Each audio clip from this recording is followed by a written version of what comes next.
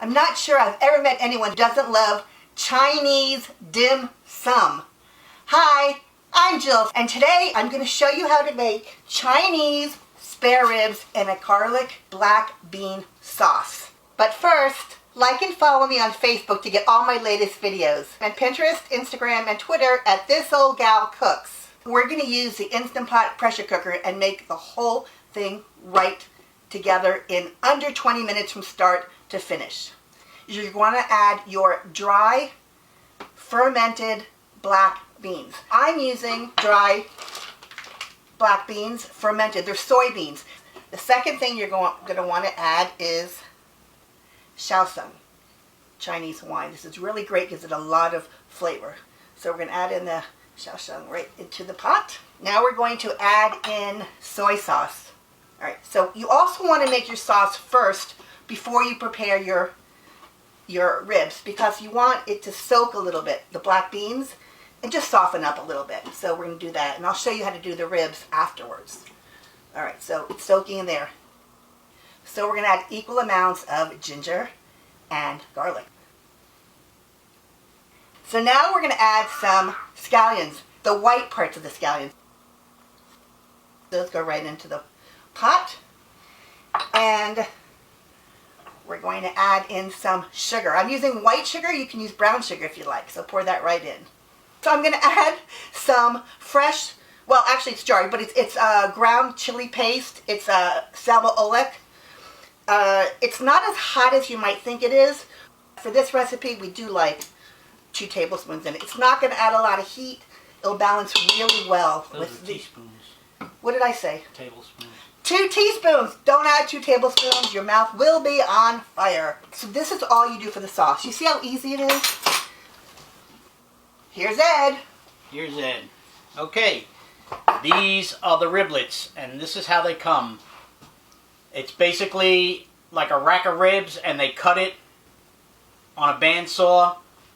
You have to wash these really, really good because they get bone shards from the bandsaw, right. And they get.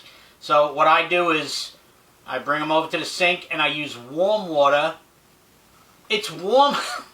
It's warm enough to melt the fat, but it's not hot enough that it's going to start cooking the meat.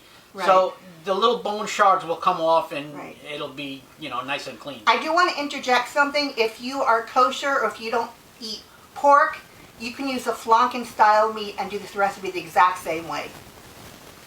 So I'm going to cut these, and all you have to do is you just cut it right in between. You'll see the bone sections. Just cut it right in between, and you have your riblets. Just be careful you don't end up with any digits in your bowl. We made this the other day and it was so delicious. So he's going to take that small bowl. It's got a little bit of salt and it's got some white pepper. He's going to pour that into the potato starch. Oh.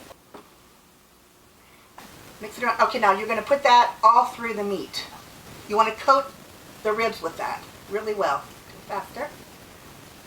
That's fine. And just mix it up with your hands. It's cool. All right.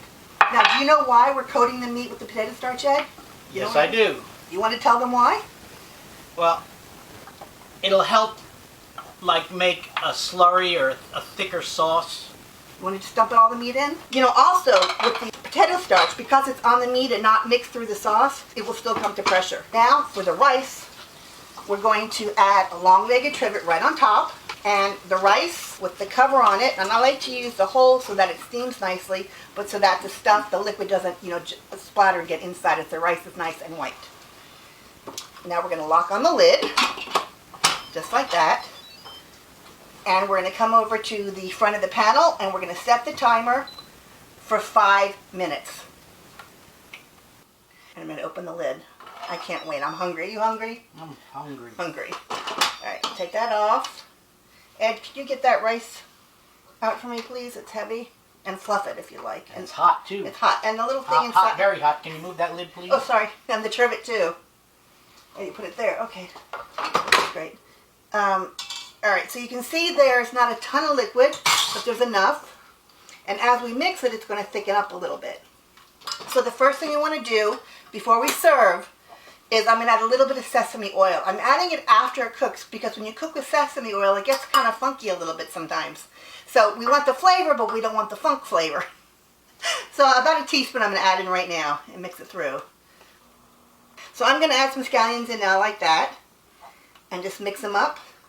And I'm also going to add some in when we serve. Now you can see there's a little bit of liquid in there. So I'm going to serve some for Ed first. You got some rice? It's beautiful rice. So I'm going to add in some of the little riblets. I'm going to add the riblets next to it, the plate of rice. Oh, I almost gave you too many, I think. Alright, so I'm going to serve mine like dim sum with just a few pieces. Are you ready to taste this? Here we go. Here's yours with the rice. And I want to give you some. You want the pink or the green? I don't care. One of each. Alright, so here we go. Yum. I got mine backwards. So Ed's got the rice and I've got just the little riblets. These are going to be very hot. Be careful of that bone. Oh, you put the whole thing right in? See, you're brave. I don't want to swallow the bone. I'm going to take a bite. Mmm. Oh my gosh. This is so good. It melts, doesn't it? It literally melts in your mouth. That's because there's a lot of fat on the bone, and so it helps soften it, and it's throughout the... Oh my gosh, it's so good. It melts. It's good, huh? Yeah. How's the rice without the gravy on it? Good? Yeah, it's all of the flavor and rice. It's good. It's like putting gravy on rice or something like that. It works. It works. So save your trip to the dim sum restaurant. Make it at home. Now, you know, if you steam this on the stove, it's about 20 minutes. So the time isn't any shorter because of the time to come up to pressure, of course, and then release. But the beauty of this is